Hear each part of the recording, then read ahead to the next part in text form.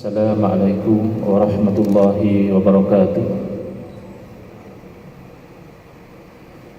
Bismillahirrahmanirrahim. Alhamdulillahi rabbil alamin.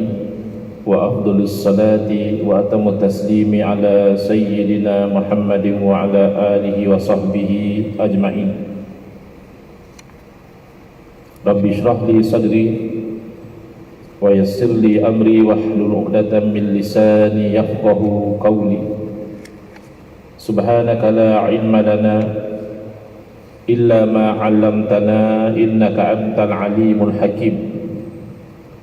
Allahumma akhrijna min zulumatil wahmi wa akrimna binuril fahmi waftah 'alaina bi ma'rifatil ilmi wa sahhil akhlaqana bil hilm waj'alna mimman yastami'una al-qawla fayattabi'una ahsana.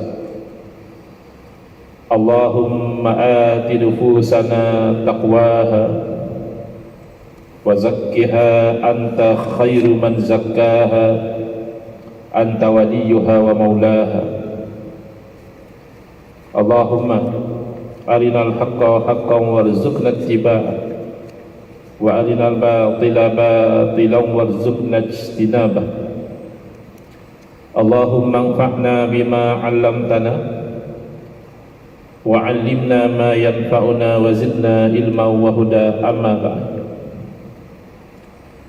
Qala al-Syekhul Mu'allif al-Imam Hujjatul Islami Abu Hamid Muhammad ibn Muhammad Al-Ghazali At-Tusi rahimahullah ta'ala wa nafa'ana bihi wa bi'ulumihi fid daraini amin.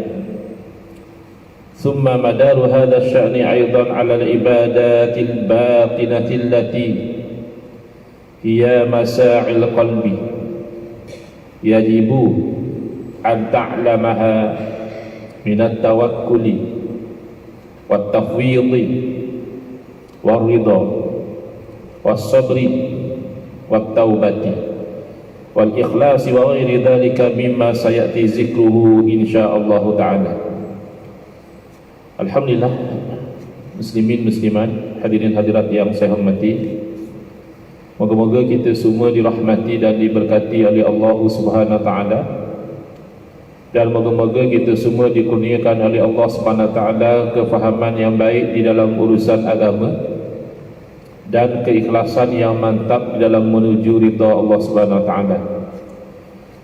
Alhamdulillah, syukur kehadirat Allah Subhanahu wa taala. Pada malam ini insya-Allah kita akan menyambung pengajian kuliah Maghrib bulanan hari Ahad yang pertama. Anjuran Masjid Bukit Indah Ampang menggunakan kitab Minhajul Abidin, Jalan Para Abid, ataupun tata cara ahli-ahli ibadah, hasil tangan Al-Imam Al-Ghazali rahimahullah ta'ala. Masih kita itu di dalam rangka membincangkan Al-Aqabatul Ula, Aqabah dakian yang pertama yang perlu didaki dengan jaya oleh seseorang yang ingin menjadi ahli ibadah, iaitu Aqabatul Ilmi, dakian ilmu.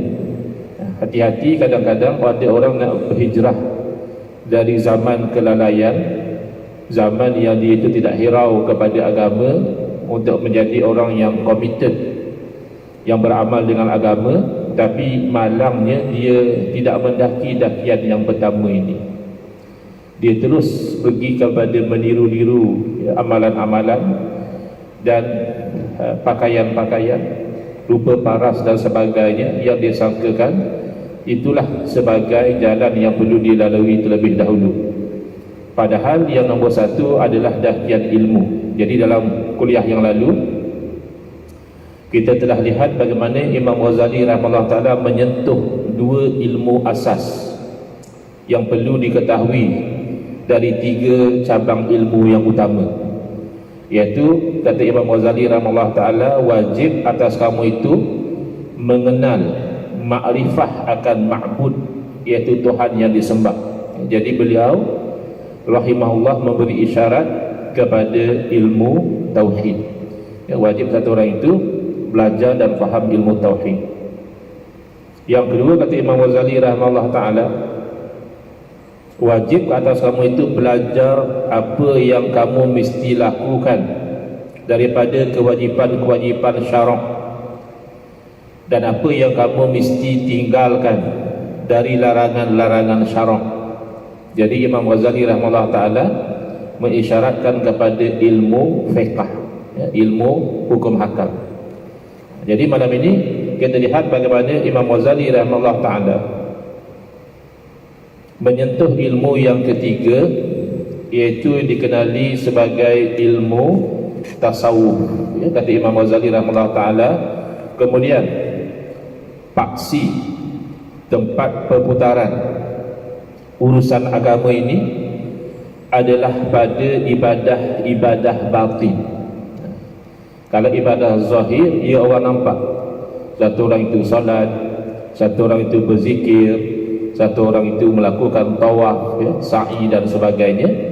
Tetapi ada di sana ibadah batin yang tidak dapat dilihat oleh manusia, tapi diketahui dan diberi ganjaran oleh Allah Subhanahu wa ta'ala.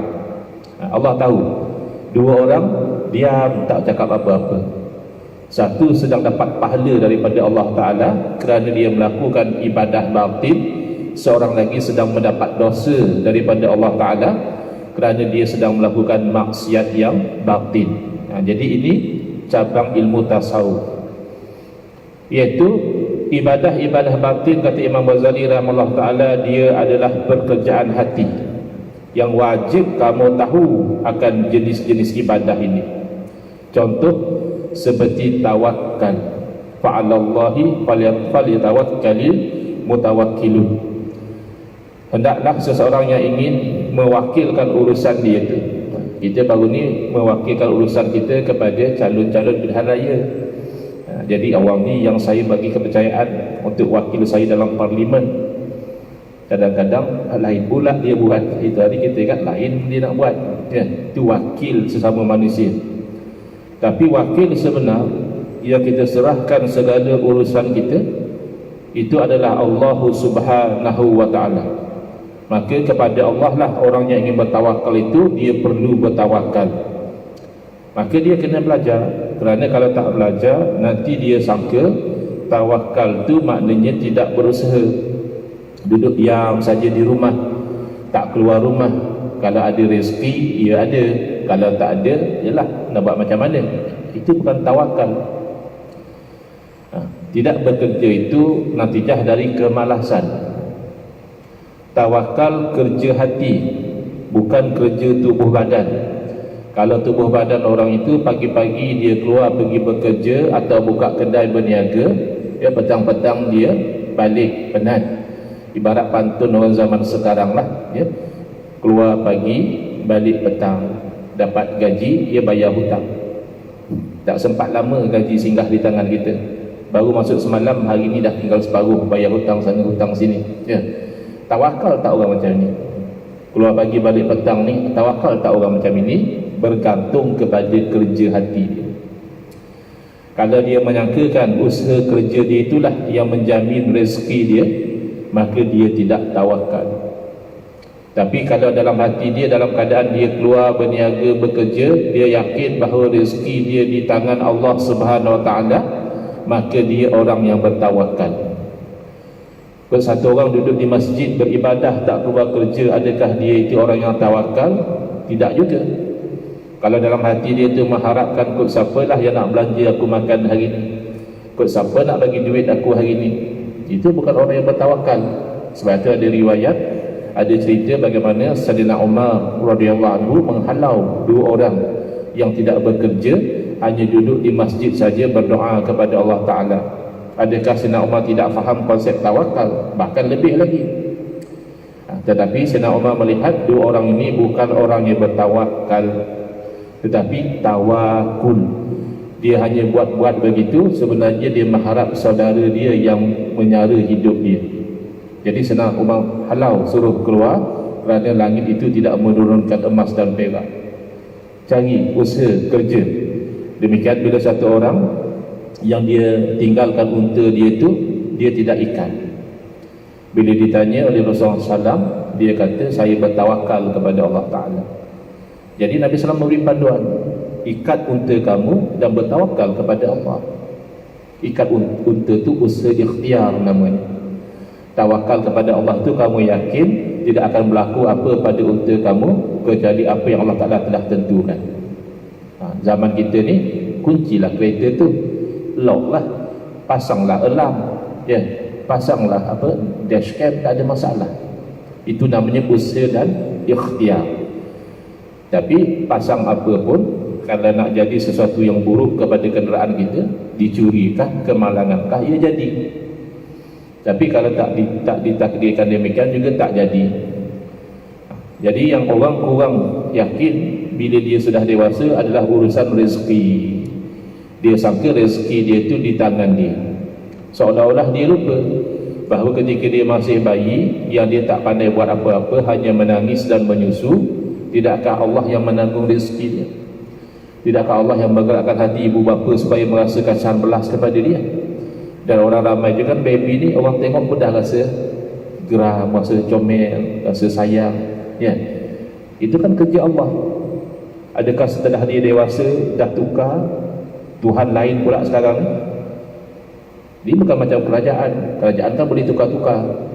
Ada orang, saya kurang confident kalau kerajaan ni, kerajaan lagi satu saya confident, itu kerajaan. Tukar-tukar. Tuhan kan tukar-tukar lah. Masa kita kecil, Tuhan lain yang jaga kita. Tuhan kita dah besar ni, Tuhan lain, mana ada Tuhan yang sama. Kalau kita kecil sampai kita besar Allah jaga, tiba-tiba kita besar kita dah tak confident kepada Allah, itu macam mana? Jadi konsep tawakal ini, bab rezeki inilah yang orang selalu rasa tak yakin, sehingga dia sanggup tinggal solat kerana alasan nak cari rezeki. Dia sanggup ambil rasuah dengan alasan nak cari makan.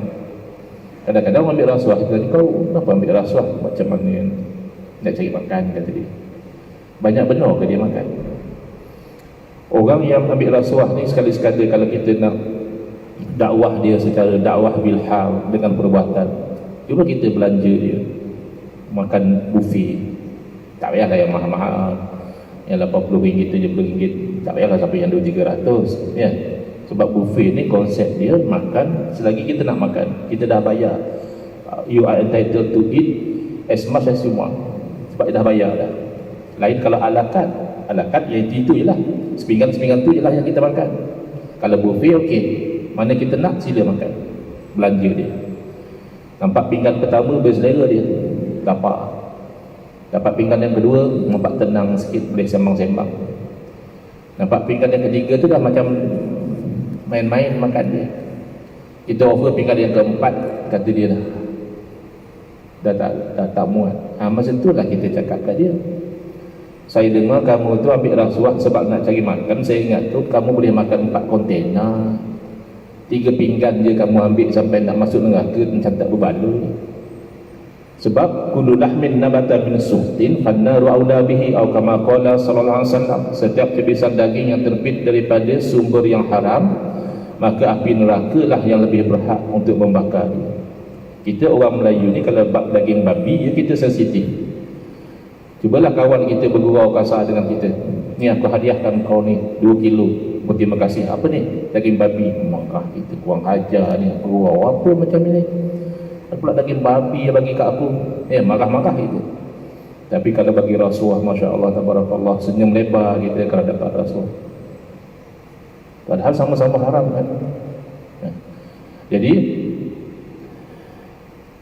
saya ingat kita tentang rezeki, mungkin saya pernah cerita, mungkin saya belum cerita atau cerita tempat lain. Ini kejadian sebenar, tapi macam bagi kepada saya satu pengajaran betul-betul tentang bab rezeki, berlaku pada tahun 1995. Ketika itu ibu saudara saya melahirkan anak dan tumpah darah banyak keluar, jadi beliau koma, tak sedar diri, masuk dalam ICU di Subang Jaya. Lalu ibu saya, saudara mara datanglah ziarah.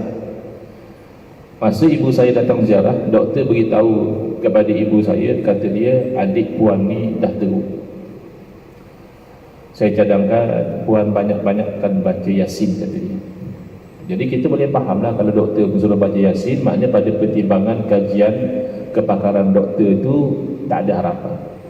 Jadi kami dengar macam itu, kami duduklah dalam, tak silap saya, dalam 5-6 orang keliling ibu saudara saya tu dan baca Yasin sama-sama tahun 1995. Sekarang 2022, berarti sudah 27 tahun ya berlalu kejadian tersebut, dan ibu saudara saya masih hidup sampai sekarang. Yang baca Yasin semua je dah meninggal kecuali saya. Ada pun tak tahu saya dulu ke mak saudara saya dulu, tapi yang lain semua dah meninggal. Yang baca Yasin mati dulu. Ni apa cerita yang baca Yasin mati dulu? Sebab yang baca Yasin rezeki dia sudah habis. Yang dibacakan Yasin rezeki dia masih ada. Makanya mustahil satu orang yang rezeki dia masih ada, Allah tetapkan untuk dia banyak ini, dia baru habiskan separuh, tiba-tiba dia mati. Tak mungkin.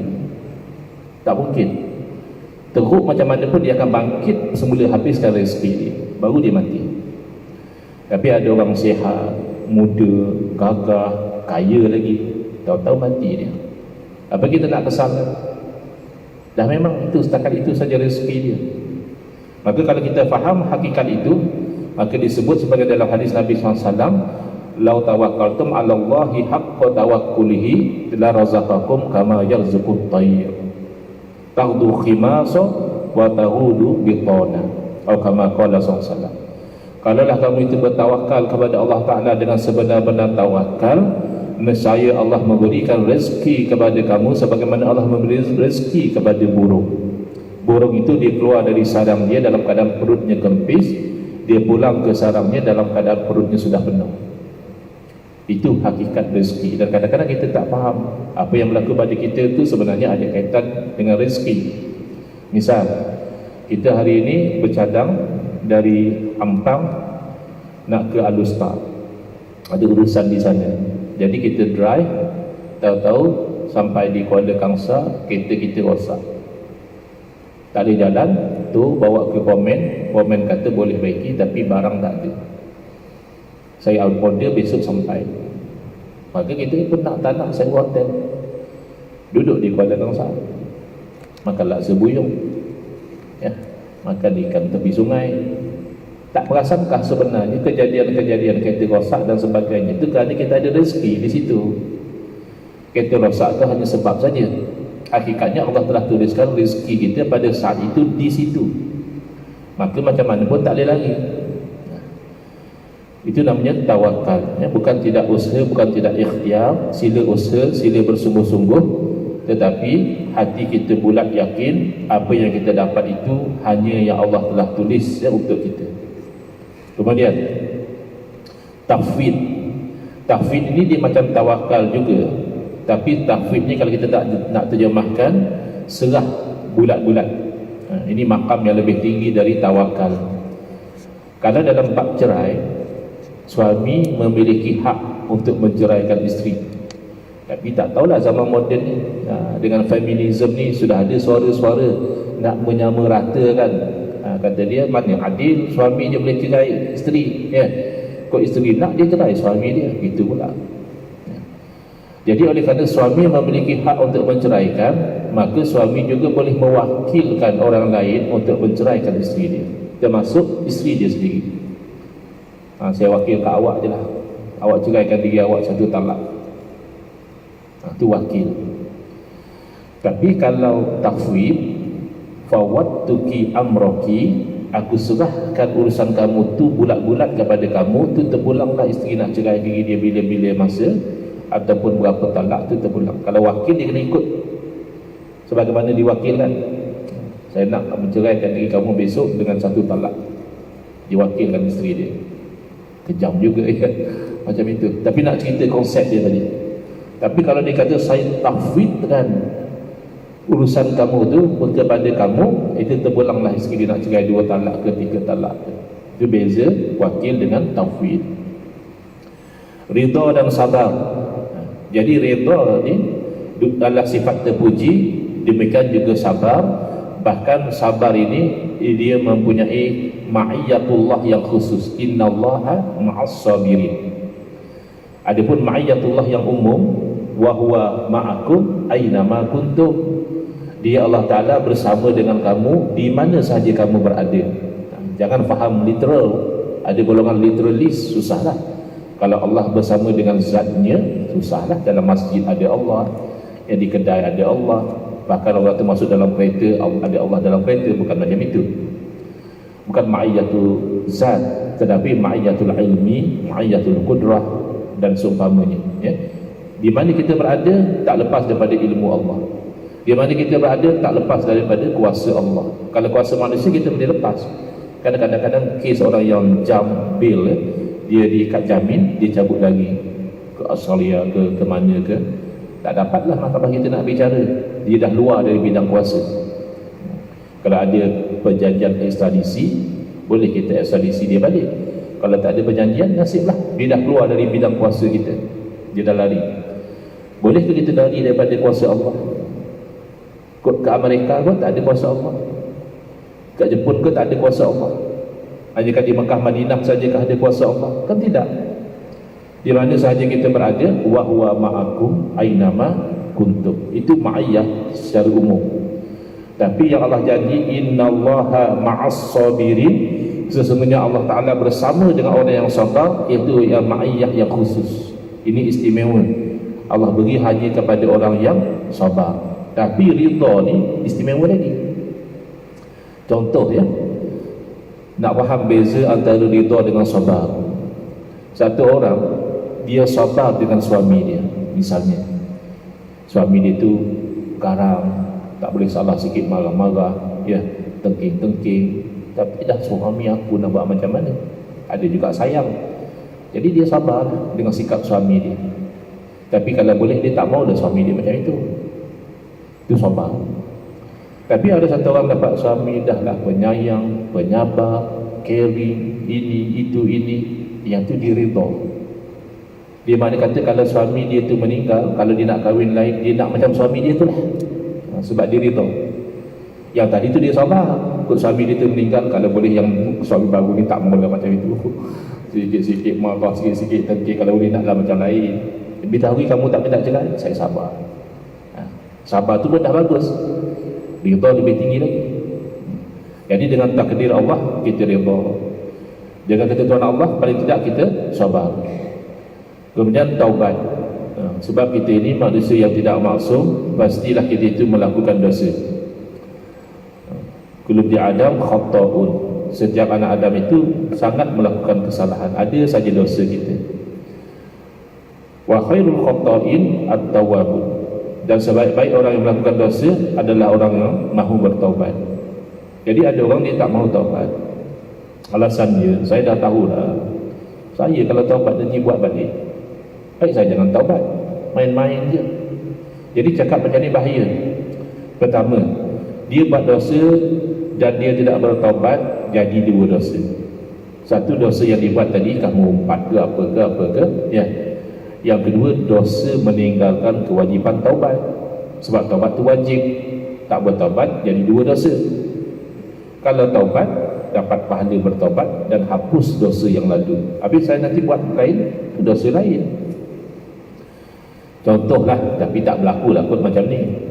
Kalaulah kita ada banyak hutang dengan bank. Kita ni jenis orang meniaga, kejap-kejap hutang tu, hujang ni lah, kredit lah, apa itu ini, ya. Sekali bank kata macam ni lah, hutang yang ada adalah 500,000 tu kira kita write off je lah, tak payah bayar. Lalu ada kita nak jawab, jangan. Kalau awak write off pun nanti saya hutang lain. Ada kita jawab macam tu? Kan tak ada. Dah tak payah bayar 500,000 tu syukur sangat lah, ya. Kau hutang lain tu hutang lain lah. Dah kurang dah hutang kita. Tapi tak berlaku lah, mana ada bank 20 sen pun dituntut juga, ya tak? Ini contoh saja. Nak katanya, kalau kita itu tidak bertaubat, kita rugi. Dan siapa tahu kalau kita bertaubat, tiba-tiba meninggal, boleh jadi. Tak sempat kita ulang dosa, kita meninggal. Kemudian jadilah kita itu at-taibu minaz zambi kaman la zambalahu. Orang yang bertaubat dari dosa sama seperti orang yang tidak pernah ada dosa. Kan untung. Dan boleh jadi juga Allah kurniakan untuk kali tersebut kita istiqamah di atas taubat kita. ikhlas buat semata-mata sesuatu itu semata-mata kerana Allah. Wa ghairi zalika mimma sayati zikruhu insyaallah taala, dan lain-lainlah daripada apa yang akan datang sebutannya nanti insyaallah. Kata Imam Ghazali ni, Imam Ghazali sebut secara sekali lalu saja. Maknanya kata kamu tu nak jadi ahli ibadah, 3 ilmu ni jangan tinggal. Ilmu tauhid, akidah bagi betul. Ilmu fiqh, biar tahu hukum hakam. Jangan buat sembahyang tapi tidak sah, puasa tapi batal, ya? Haji tapi tidak diterima oleh Allah. Belajar hukum hakam dia. Dan juga yang ketiga, belajar bab kerja hati supaya kita tu dapat pahala walaupun kita diam, dan kita tidak berdosa dalam keadaan kita tidak sedar. Qala rahimahullah ta'ala, wa yajibu an ta'lama manahiyaha allati hiya abdadu hadhihi al-umuri. Dah tahu ibadah-ibadah batin, kamu juga wajib tahu larangan-larangannya. Sebab ada juga maksiat batin yang mana iaitu menjadi lawan daripada ibadah-ibadah batin tadi. Kasuhti, rasa marah, dia tak redha. Sehari dua ni saya baca Facebook, ramai yang marah, tak tahu dah kenapa. Tak puas hati sangat, ya, tak puas hati biasa. Tapi kan benda dah berlaku tu pasti sudah dalam takdir Allah. Adalah sebab dia. Muhasabahlah balik, apa sebab jadi macam ini, dan adalah hikmah dia. Jadi suhti itu, kita tidak redha dengan takdir Allah tu, itu satu dosa. Tapi redha dengan takdir Allah ni tak sama dengan redha dengan maksiat. Redha dengan maksiat lain, itu dilarang. Macam mana nak beza? Contoh, misalnya satu orang, na'udzubillah, semalam tu dia tu ditikam, mati dia. Dah apa orang tu nak merompak ke atau nak apa, dia tikamnya hamba Allah tu, meninggal dia. Macam mana? Kita nak redha ke tidak? Kena faham beza dia. Redha dengan pembunuhan tu tak boleh, sebab pembunuhan tu maksiat. Ridha bil maksiati maksiatun. Redha dengan perbuatan maksiat, redha tu sendiri maksiat dah. Bukan kita yang tikam dia, tapi kita redha. Bagus dia kena tikam. Kita dah dapat dosa di situ. Kita tidak redha dengan pembunuhan itu, tapi mengenangkan benda itu dah berlaku semalam. Takkanlah berlaku tanpa takdir Allah. Bolehkah berlaku satu benda tanpa takdir Allah? Allah tak takdirkan tapi berlaku juga? Tak mungkin. Maka daripada sudut iaitu adalah takdir Allah, kita redhalah kejadian itu. Faham ya beza dia? Redha dengan takdir Allah tu tak sama dengan redha dengan maksiat. Wal amali, amal ni asal maknanya angan-angan. Angan-angan di sini maksudnya panjang angan-angan. Kita ni tak berasa macam kita ni nak hidup selama-lamanya. Angan-angan itu maksudnya kita akan dia panggil apa dalam bahasa Inggeris? Procrastination. Besok je lah. Bila nak start majlis ilmu, bila nak hadir majlis ilmu, sekarang tengah belajar, kata dia masih student lagi, nak exam apa semua, ya. Nantilah lepas aku kerja, nanti aku rasa tenang sikit, aku datanglah majlis ilmu. So kawan ajak lagi, kau dah kerja, dapat kerja dah, jomlah kita pergi majlis ilmu. Kau faham je lah orang baru kerja ni, itu ini nak adjust, nak belajar itu ini. Kaya pula bujang, nak kena masak, basuh baju sendiri. Esok dah kahwin, boleh senang pergi majlis ilmu, senang isteri uruskan itu ini. Tak payahlah nak masak, basuh baju sendiri. Dah kahwin lagi tak angkat call, ya, kawan mesej pun tak jawab, baru kahwin. Dah lama kahwin jawab pula, aku sibuk lah, bini aku begini-begini pula, ya. Bini kursus lah, dapat anak pula. Macam mana pun nak datang lah. Anak kecil susah nak tinggal, tak ada orang nak jaga. So anak besar, nak kahwin pula. So anak dah kahwin, nak jaga cucu pula. La ilaha illallah. Itu kerja bertangguh. Tu kalau malaikat maut tak datang awal. Kalau malaikat maut datang awal, apa pun tak jadi. Jadi sebab itu amal ni, tulul amal ni adalah sifat yang mazmumah. Seolah-olah ajal tu di tangan kita, seolah kematian tu kita yang tentukan. Padahal kita tidak tahu bila kematian kita akan berlaku, ya. Kena ada orang ambil calon tak sempat mengundi dan meninggal. Kok mana dia tahu? Kalau dia tahu dia meninggal, tak ada susah-susah ambil calon. Bagi orang lain adalah senang. Tak tahu kita. Yang dah menang pun tak tahu apa lama kan. Kalau ada pilihan raya kecil lagi dan sebagainya. Jadi kalau kita panjang angan-angan tak jadi. Nak buat baik-baik sekarang. Nanti aku kaya lah, aku mula bersedekah. Kalau kau dah macam miskin pun tak sedekah, kaya lagi tak sedekah. Kau miskin kau sedekah lah, cari miskin RM5 bagi orang miskin dah banyak. Ya. Kau kan dah kaya, increase jadi 50. Kau kaya lagi 500. Dah jadi menteri 5,000. Ya. Dah jadi Perdana Menteri kau 50,000 kau sedekah kan. Macam itu cara dia. Kalau takut mana tahu kau tak merasa jadi Perdana Menteri.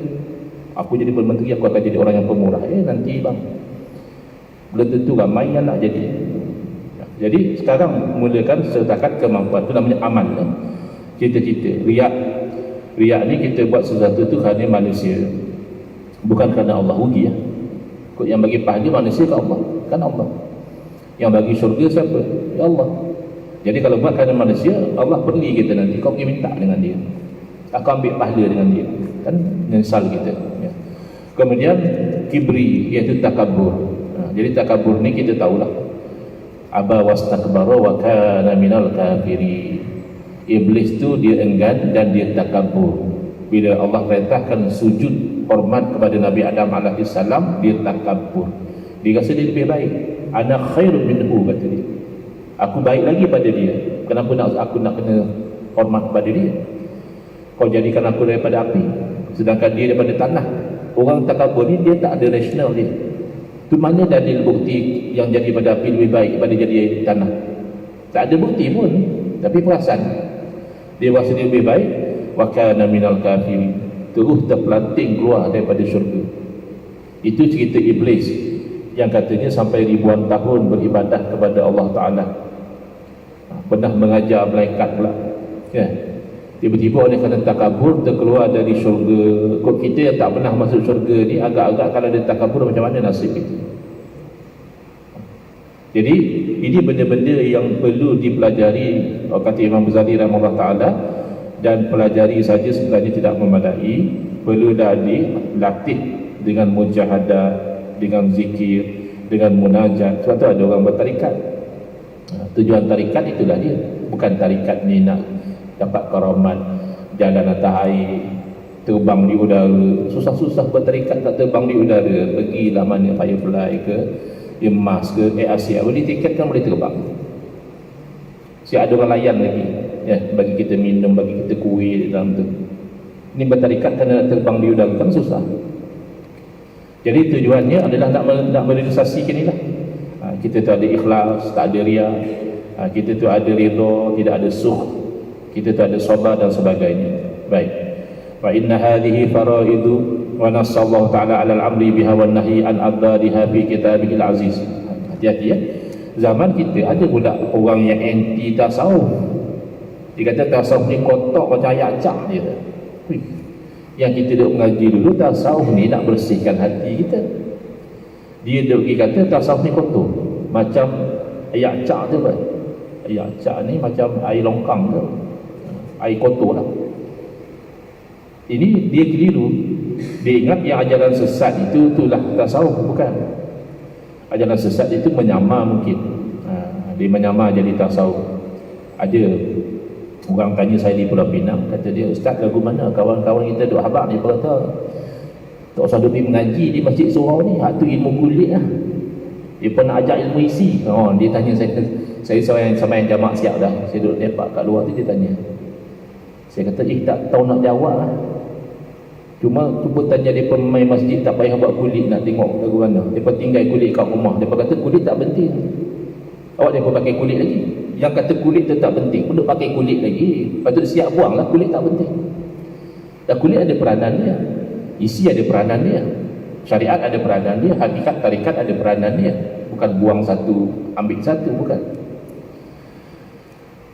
Jadi kena belajarlah. Dan kalau orang betul belajar, dia tahu bahawa tasawuf itu sumbernya Quran dan Sunnah. Misal kama qala Allah Ta'ala, wa 'ala Allahi fatawakkalu in kuntum mu'minin. Dan kepada Allah lah hendaklah kamu itu bertawakal sekiranya kamu itu benar-benar orang yang beriman. Jadi kita itu tawakal kepada Allah. Usaha silakan, tapi jangan ingat usaha kita itu yang memberi bekas. Tu kaitannya dengan tauhid. Dalam ilmu tauhid ahli sunnah wal jamaah kita belajar usaha ikhtiar makhluk tidak memberi bekas, hanya saja yang memberi bekas Allah Ta'ala. Sakit dia berobat lah, tapi jangan sangka ubat tu yang menyembuhkan. Ada je orang berobat tak sembuh-sembuh, ada orang tak berobat Allah bagi sembuh gitu je. Baik, washkuru lillahi in kuntum iyyahu ta'budun. Contoh yang lain, hendaklah kamu itu bersyukur kepada Allah sekiranya kamu itu menyembah kepada Allah. Jadi itu dalil kita wajib bersyukur.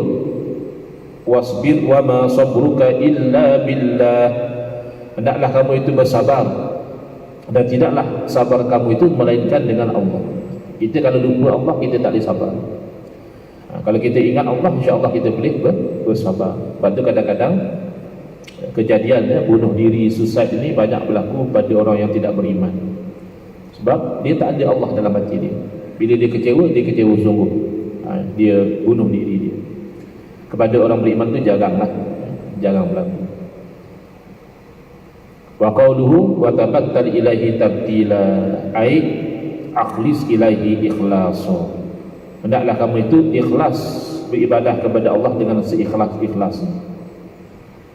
Bahkan orang yang benar-benar ikhlas, dia dah tak nampak dia ikhlas ke. Kalau kita masih dah nampak aku ni ikhlas, mungkin kita tak ikhlas lagi. Ada orang aku cakap kan riak pula, itu dah riak lah. Kan kalau cakap orang kata riak pula, kau masih fikir orang kata. Jadi sebab tu setengah ulama mengatakan meninggalkan sesuatu ibadah kerana manusia itu riak. Kan ada orang kata aku bukan tak nak semayang, kan aku semayang orang kata aku riak. Aku kan tak nak sedekah, kalau aku sedekah orang kata aku riak. Itu riak lah tu. Sebab kau masih fikir manusia kata. Dan beribadah kerana manusia itu syirik. Yang ni syirik yang khafi, ya, tak dapat pahala, sia-sia.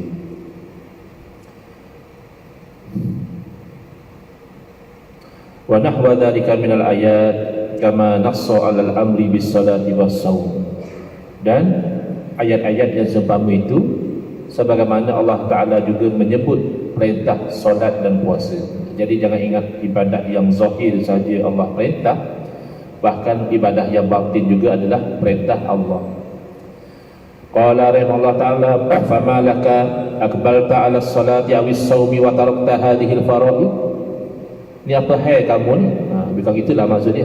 Fama laka. Kalau orang tengok apa ke hai mereka ni? Apa ke hai mereka ni? Semayang kajian penuh, ya. Puasa tak tinggal. Tapi hak kefaduan batin, ikhlas, sabar, redha kamu tinggal pula. Sama-sama Allah yang perintah kan. Allah yang suruh salat, Allah juga suruh ikhlas. Allah yang suruh puasa, Allah juga yang suruh kamu tawakal. Itu maksud Imam Ghazali rahimahullah ta'ala nak membuka kefahaman kita. Dah isyak ke? Belum ya? 5 minit lagi. Wal amru bihima min rabbin wahidin fi kitabin wahidin. Padahal perintah dengan kedua-duanya, iaitu ibadah zahir dan ibadah yang batin itu datang daripada Tuhan yang satu, dalam kitab yang satu, dalam Quran juga suruh dua-dua tu. Bal ghafalta anha, bahkan kamu boleh lalai daripada melakukan ibadah batin. Fala ta'rifu syai'an minha bi fatwa man asbaha bi'ajili hazzihi mashrufan hatta sayyara al-ma'rufa munkara wal munkara ma'rufa. Sehingga kamu tak tahu apalah tentang ilmu tasawuf ni, dengan kamu berpegang dengan fatwa orang yang memburuk-burukkan tasawuf kerana dia itu cenderung kepada yang segera. Kita ni kan seronok dengan yang segera. Siapa orang tak berapa nak penuh bab ibadah ni? Kalau bab stadium, bab apa ni, lagi bab duit beratur. Ya. Walaupun nak kena buat permohonan, nak kena isi borang beratur sebab duit nampak terus. Dapat apa 10,000 ke? Kerajaan baru dapat keluar lagi ke KWSP. Kalau dapat beratur lagi orang. Tapi tak adalah orang nak beratur sekarang untuk sembahyang, untuk ibadah, untuk majlis ilmu. Pasal cerita pahala ni lambat. Gaji pun kita tak mau. Kalau kata dia kamu kerja gaji 40,000 sebulan, kita bayar lepas 5 tahun. Lepas 5 tahun bukan nak bayar gaji. Bayar aku kan ambil gaji 4,000 bayar terus. Gaji 40,000 nak tunggu 5 tahun, tak bayar tak hidup. Jadi kita ni tertarik dengan yang segera, sehingga jadilah perkara yang baik itu munkar, dan perkara yang munkar pula dipandang baik. Wa man ahmala al-ulum allati sammaha Allah fi kitabihi nuran wa hikmatan wa huda wa aqbala ala ma bihi yaktasibul harama wa yakunu masidatan lil khuta. Dan dia terikut-ikut dengan orang yang mencuaikan ilmu-ilmu yang Allah namakan dalam Al-Quran nur. Jadi ilmu tasawuf ni, ilmu hikmah ni Allah namakan sebagai nur, Allah namakan sebagai hikmah, dan Allah namakan sebagai huda, petunjuk. Orang jadi berubah baik betul-betul dengan ilmu batin, ilmu bersihkan hati. Bukan ilmu batin yang apa orang kata boleh kerih terbang sendiri apa tu, bukan. Ilmu batin ni bersihkan hati. Dan dia jadi fokus kepada mencari harta yang haram, dan dia itu memburu kepada habuan dunia. Na'udzubillah min zalik. Akhirnya agama pun jadi umpan untuk dapat habuan dunia. Wa'iyahzubillah. Jadi itu dijanjikan dengan neraka orang yang menuntut ilmu agama, yang sepatutnya dengan ilmu itu mendapat ridha Allah, tapi dia itu nak dapat masyhur, nak dapat dunia. Na'udzubillah min zalik. Itu akan dimasukkan oleh Allah dalam neraka.